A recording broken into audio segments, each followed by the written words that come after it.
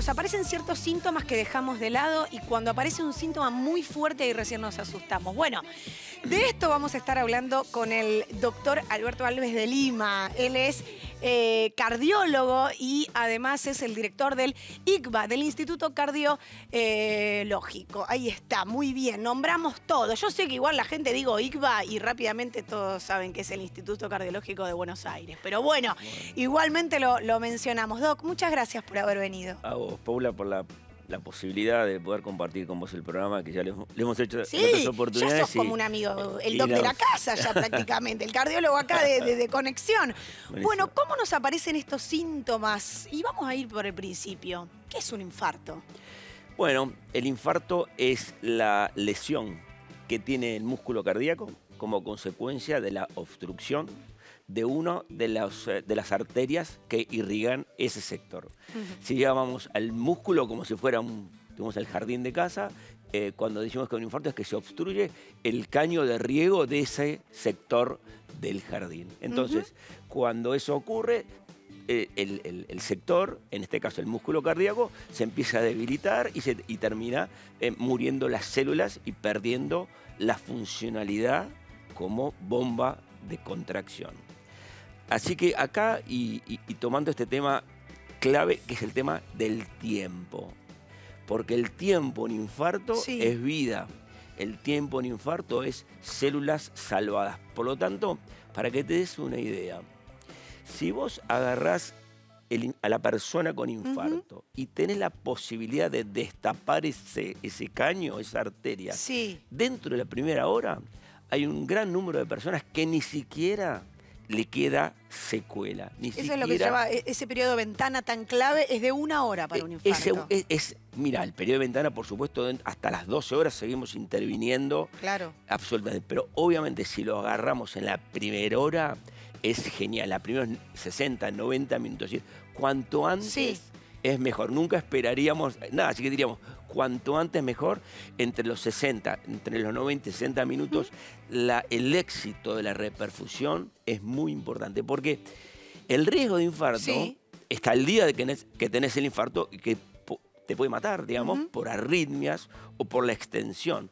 Pero aquellos que tienen la posibilidad o la suerte de superar o de sobrevivir la etapa, depende del daño que haya quedado. Cuanto más daño, más chance tenés después que se empiecen a generar otras complicaciones, como es las alteraciones en su función, que después termina siendo, expresándose en insuficiencia cardíaca, que es otro gran problema y que creo que muchos de la audiencia de tu programa probablemente pueda estar padeciendo, y es un hecho, es una consecuencia muy importante que complica mucho la vida de las personas y puede evitarse o puede reducirse si estamos alerta, si estamos con las antenas paradas y podemos accionar rápido el sistema de salud para que rápidamente nos puedan desobstruir. Claro, para que se actúe rápidamente allí. Tenemos un video, Doc, para que usted nos vaya relatando, a ver, cómo se comporta nuestro corazón en ese momento, ¿no? En el momento del infarto, en el momento que estamos teniendo quizás esos primeros síntomas. A ver. Fíjate que bien, en este caso la imagen es lindísima, donde se ve el corazón, que es ese músculo, esa bomba propulsora, y todo ese mapa que vemos ahí como de ríos que tiene que ver con la circulación coronaria, que son las que llevan la sangre. Y ahora miramos la coronaria desde adentro, ¿no? Y si vos mirás acá sobre tu izquierda, una cosa que es amarilla, que es la placa de colesterol, que con los años se va agrandando y en un momento, por alguna circunstancia, se rompe. Podemos hablar de qué es lo que gatilla ese momento, del accidente de placa, y una vez que se accidenta, el organismo interpreta una ruptura del vaso y enseguida lo trata de tapar. Y los que tenemos para tapar, como se hace cuando uno se lastima, piensa que hay una lastimadura y rápidamente manda lo que llaman las plaquetas, y después eso desencadena todo el sistema de coagulación. Eso que vemos ahí tiene 3 milímetros, la arteria normal 4 milímetros. Imagínate con ese chichón, esa obstrucción, no queda ni 1 milímetro. Es decir, cualquier célula que se empiece a acumular ahí tapa enseguida eso. Lo que hablamos es desobstruir eso rápidamente. ¿Por qué se rompe eso? ¿Por qué ingresa el colesterol y tapa la arteria? Bueno, es central el tema de de la aparición de colesterol en las arterias, que tiene que ver mucho con los factores de riesgo. ¿Sí? El tener colesterol alto, el tener diabetes, la hipertensión, el fumar, el sedentarismo, son todos factores que favorecen, esto que estamos a viendo, esa ¿no? formación. Esa ruptura. Esos en años que estamos viendo, no es que esto ocurre... Pero con los chequeos uno lo va viendo, ¿no? Te van diciendo, ¿está engrosada la pared? Yo con los chequeos haría una salvedad, diría. Primero, porque tenemos que hablar mucho del uso racional de los recursos en cuanto a los chequeos. Digamos, da mucha impresión, perdón, la imagen porque se va poniendo como negro parte del corazón, ¿no? Bueno, porque es la zona donde esa arteria que se tapó estaba irrigando. Es como esa zona del jardín que dejó de tener hidratación, en este caso dejó de tener sangre, y que empieza obviamente a dañarse, a morirse las células y perder la función contráctil del corazón, que es lo más importante que tiene. Hablábamos de esos factores de riesgo que pueden generar, ¿no? Un exceso de colesterol. Pero los chequeos estábamos un poquito... Pero no todos los estudios entonces te pueden mostrar esto. Yo creo que todos debemos saber en algún momento de nuestra vida, lo antes posible, cuál es nuestro nivel de presión, nuestro nivel de colesterol. Y a partir de ahí tiene que ver con el comportamiento. Porque los chequeos tienen su rol, pero en general pueden producir una falsa sensación de seguridad. Porque el chequeo te da la foto de hoy para atrás, del día para atrás, pero no te anticipa para adelante. De hecho, para tener un chequeo con prueba de esfuerzo que dé anormal, tenés que tener una obstrucción alrededor del 80%. Pero entonces esos chequeos que uno se hace como aptos físicos, por ejemplo, la ergonometría, la prueba de fuerza, ¿no? El chequeo cardiológico, ese chequeo que a nosotros nos dice, bueno, ¿estás apto o no estás apto para hacer un deporte, para ir al gimnasio? ¿Ese chequeo podría detectarlo o no? Ese chequeo podría detectarlo, pero también podría no detectarlo. Es decir, no nos tiene que dar... Es bueno el chequeo, sobre todo diría que hay circunstancias muy importantes. Si vos vas a hacer una actividad física diferente a tu vida normal, o tenés algún síntoma, obviamente tenés que hacerlo. Claro. Ahora, lo trascendente es el comportamiento, que tiene que ver con 3 patas fundamentales, que es no fumar, comer en base a frutas y verduras, legumbres, poca carne roja y ejercitar. Y que son con estas 3 cosas que está a nuestro alcance. Porque nosotros tratamos de hacer cosas sofisticadas, chequeos, controles. Si hay cosas que están en tus manos. Tomemos la responsabilidad de controlarnos. Es muy sencillo, es 3 patas. No fumar, comer en base a frutas, verduras, legumbres, poca carne roja y ejercitar. Y cuando decimos ejercitar... ¿Y la pata hereditaria? La pata hereditaria, por supuesto, que es un factor de riesgo de los no controlables. Dos factores de riesgo no controlables, lo hereditario y la edad. O sea, que dentro de nuestra familia, ¿qué tendríamos que tener en cuenta si lo heredamos, digamos? Si tenemos antecedentes cardiológicos familiares. Exactamente. Tenemos que preguntarle a mamá o a papá si papá tuvo infarto o muerte súbita antes de los 55 años y mamá muerte súbita antes de los 65 años, la descendencia tiene un riesgo genético aumentado. También, obviamente, si es por ahí un poco más, o son los tíos, o son, en fin. Pero ahí para ser terminante, decía, mira, es papá o mamá en esta circunstancia. Ahí podemos tener una carga hereditaria Tenemos genética. Ahí una carga hereditaria.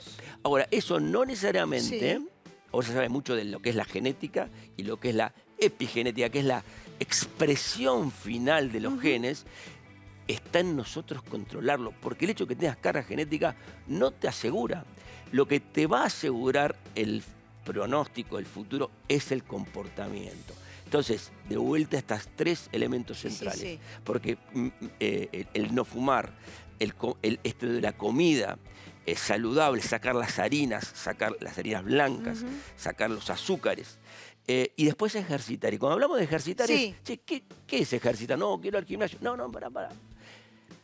40 minutos por día, de piso, ¿no? No menos de 40 minutos por día, no menos de 4 veces por semana. A un ritmo que vos transpiras un poco o percibís algo de esfuerzo.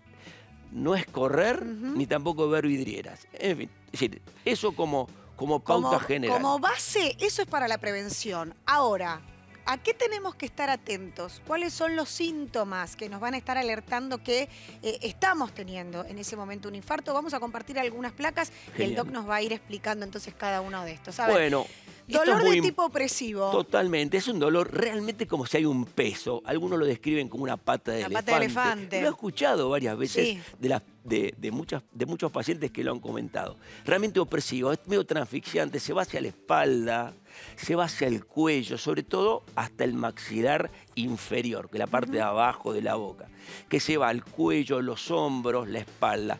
Brazos, sobre todo la cara interna, en particular del brazo izquierdo. Ok. Pero pueden ser de los dos brazos. Puede ser del... Pero en particular del brazo izquierdo. La característica opresiva es bastante característica y se suele asociar a transpiración.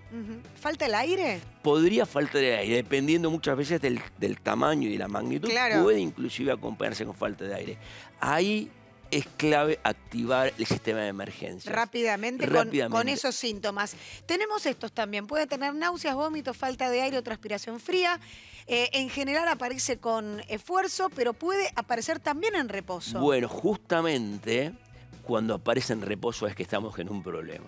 Porque cuando aparece en esfuerzo y después vos parás y se va, significa que el cuadro de sufrimiento muscular por lo menos ha cedido, lo que no significa que no haya que ir a consultar a la emergencia en manera urgente, pero sí es el punto. Cuando vos tenés el dolor en reposo, ya no hay nada más que puedas disminuir. Ahí está complicado. Ahí está complicado. Está muy complicado. ¿Y varones y mujeres tienen los mismos síntomas? Mira, hay una mirada, creo que también vinculada a los géneros, ¿no? Que fue descrito en el hombre. Por eso a la mujer se le dice que tiene dolor atípico. Hoy estaríamos como en un lugar, seríamos como en una situación incómoda tener que ser semejante comparación de ser atípico, porque la descripción fue hecha sobre los hombres. Las mujeres tienen dolor, lo tienen opresivo, suele tener una característica más hacia epigastrio, pero en líneas generales tiene una característica similar. Ahora bien, es trascendente. Hay mayor retraso en la consulta de las mujeres que en los hombres, porque bueno, en general, sobre todo más antes que ahora, pero esta cosa de siempre ayudar y siempre estar conteniendo, posterga. Porque tiene más controles la mujer. No, justamente porque no lo percibe como que el infarto se percibe más como un problema del hombre. Y la mortalidad del infarto en la mujer es exactamente igual a la del hombre. Lo que pasa es que se retrasa un poquito porque el periodo de fertilidad, el periodo menstrual, protege. Entonces, la menopausia puede ser un... Claro, es donde empieza a aumentar el riesgo. Estar en la etapa de la menopausia aumenta el riesgo. Aumenta el riesgo. Infarto. Como que con respecto al hombre, el hombre lo tiene todo un poquito antes. Ahora, cuando lo tiene la mujer, el riesgo, la mortalidad es exactamente igual. Así que no es exclusivamente un problema de hombres o de mujeres. Doc, ahora, el músculo del corazón, el músculo cardíaco, ¿se puede contracturar? ¿Una persona puede tener un dolor por contractura del corazón y no porque esté sufriendo un infarto? Yo diría que si tratamos de homologarlo a un músculo que tenés un calambre, diría que no. No, porque tiene una característica, el músculo miocárdico, que le permite latir 70 veces por minuto. Es más flexible, digamos. Tiene una constitución y una forma de... Ahora, cuando entra un estado de agotamiento, puede entrar en un estado de sufrimiento, ¿no? Sobre todo cuando está sobreexigido, bueno, puede sufrir. Ahora, por el hecho de un calambre sobre el músculo, no haría a no dejar pasar ese dolor, entonces. No pensar que por ahí es una opresión de pecho y no tiene nada que ver con lo cardíaco. No, siempre. A estar atento siempre. La duda creo que debe resolverse siempre en la consulta. Perfecto. Siempre. Tampoco es cuestión de atestarlo. No, bueno. Pero estar atentos, con estas características, y sobre todo aquellos con factores de riesgo. Y vos bien comentabas, Paula, decir, aquellos que tienen antecedentes familiares, papá, mamá, También. hermanos con antecedentes. Los que están polimedicados, mucho adulto mayor tiene mucha medicación de base. ¿Esto puede afectar el corazón? Hoy comentábamos, Paula, al principio, el rol. Yo diría lo siguiente. La medicación tiene un sentido, entonces hay un racional para ese tratamiento. Obviamente, los remedios pueden tener efectos colaterales, pueden afectar el sodio, el potasio, pueden afectar los niveles de colesterol, pero de todas maneras, en general, si están supervisados y son apropiados para un determinado problema. La clave bueno, es el control médico, es el obviamente, control y cómo están administrando la medicación. Se nos pasó muy rápido la entrevista de hoy, pero no me quiero ir sin consultarle al doc algo que se estuvo hablando mucho durante los últimos días. En otra oportunidad lo vamos a ir profundizando, pero se está hablando con mucha liviandad de la muerte súbita, ¿no? Muchas situaciones que se han dado y que han trascendido, y no todo es muerte súbita, ¿no es cierto? ¿Cómo se caracteriza para un cardiólogo esa situación? ¿Se toman en cuenta los factores de riesgo? ¿Qué pasa con la edad? Siempre tenemos que poner un marco de referencia, es decir, definamos primero a qué nos referimos como muerte súbita. La realidad es que la muerte súbita es la muerte repentina, ocurre dentro de la primera hora, pongámosle, de aparición súbita, de los porque era algo síntomas. que no te esperabas, No que el te paciente esperabas, no estaba internado, exacto. no estaba enfermo. Exacto. Entonces, diría que si tenés menos de 35 años, la causa en general es un problema del músculo cardíaco asociado a un problema intrínseco del músculo, a lo que nosotros llamamos miocardiopatías, hipertrofia, cualquier cuestión vinculada al músculo, porque como que de fábrica vino con algún defecto. Claro, ahí tenías algún problema. Pero después de los 35, ya te ahí buscaste el la problema. causa es mucho más frecuente, Claro. que sea de causa coronaria, como la que vimos en este video. Claro, como el que estamos Donde viendo. hay proceso de aterosclerosis arterial que va progresando y en un momento se produce eso que viste ahí, que es el famoso accidente de placa, exposición de colesterol al torrente y la rápida búsqueda de tapar esa ruptura, pero que termina complicando porque tapa la arteria en su totalidad y afecta la circulación de un sector del corazón. A mayor sector, mayor es el problema. Claro, más o sea, cuanto complicado más aún.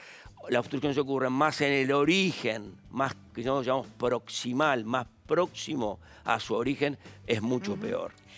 Doc, muchísimas gracias por haber venido a Conexión. Lo vamos a volver a llamar, esperemos, porque la agenda del doctor es muy complicada, pero siempre nos hace ahí un lugarcito. Muchas gracias. Sí, a vos, Paula, y muchísimas gracias siempre por la oportunidad y a disposición.